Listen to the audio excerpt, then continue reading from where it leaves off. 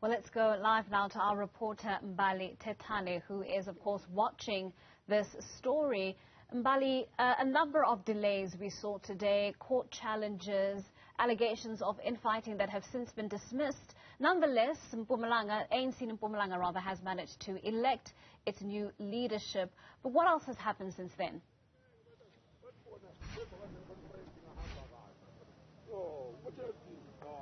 You're certainly right, Ntokozo. Of course, the 13th conference of the Mpumalanga province is continuing this afternoon. Of course, earlier on, we saw the announcements from that voting process, which was conducted late last night. And of course, there, Mandla Ndlovu being elected as the chairperson of Mpumalanga. But I must say right now, we do find ourselves that the delegates here, they have indeed concluded the session when it comes to the nominations of those additional members. And of course, these are members who will form part of the PEC structure, and I know that at least they need at least 30 people who will form, of course, around 35 people who will form part of that PEC here in Mpumalanga. But just to give us a bit more insight in terms of what has transpired so far, we are joined by the newly elected Deputy Secretary of Mpumalanga. I just want to begin by saying congratulations, Lindiwe.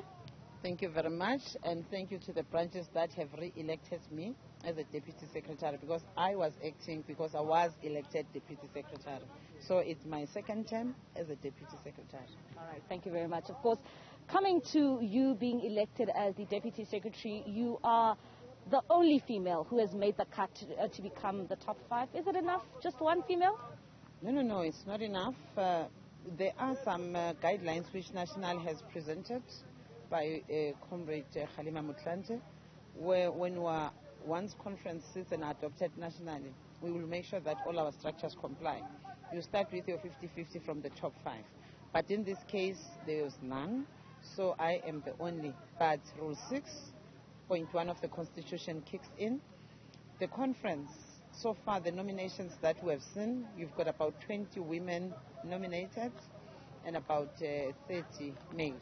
So out of that, we will balance the 50-50. We're going to vote, make sure that we have 18 women elected in those additional, so that we balance the 50-50 issue. It's non-negotiable. Women are there, and we are happy that we have seen so many women being qualifying from branches. Only a few women that were added at plenary. There are branches, 31 branches who have, people who have emerged from branches, and we've got those that are added at plenary. Currently, the election agency is preparing the ballot papers, and plenary is still in session. They are presenting your policy discussion documents. You're through the eye of the needle, your conduct of a new cadre, and so forth.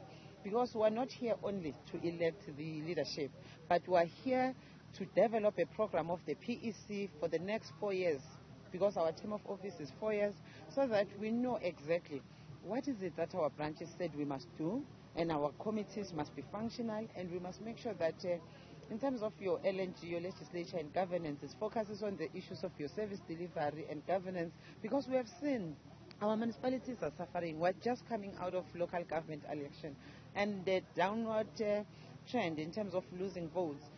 Communities were clear that it is service delivery. And part of the things in the organizational and political report presented, we reflected on the municipal officials who are appointed to do their work, and they want to cross the line. We are saying they must do the work, because it is the ANC that contested the state. We are in power, and this cannot collapse in our hands. So this conference will come out with a clear program of action for the next 4 years, dealing with that, dealing with your economy, dealing with your issues of your social transformation, your GBVF, and so forth. So, yeah, the conference continues, and I must say, Mpumalanga has made it. We use the new membership system. It's the first province to sit using the new membership system, and then we have set a trend. Now the other provinces must follow. And I must say, it has been peaceful. Do you see any delegates mostly loitering around? No. They are inside. They are participating really in discussion and making sure that we shape our movement. Because when we say renew, rebuild, we really mean business, because our ANC is bleeding. When it comes to the last point there, which you have raised, of course, around holding a peaceful conference, just before this conference was expected to sit, we saw a number of disruptions at your branch levels and at your BGMs. When it comes to ensuring that, there is some sort of peace at this conference and it is violent-free, I'm sure a lot had to be done to ensure that it sees no disruptions of any form.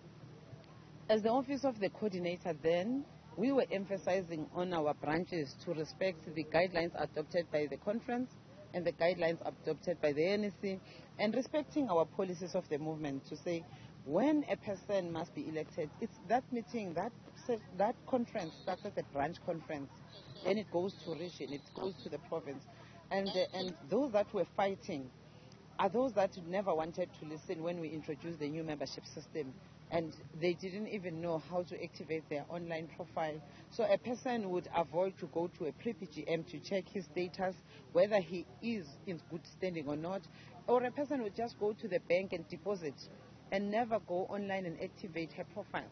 So those are the things that now they are seeing the reality, because the new membership system is here to stay. We'll perfect it. But we're saying people became peaceful when they realized, as members also, they've got the responsibility to be on board, be part of the ANC, but where?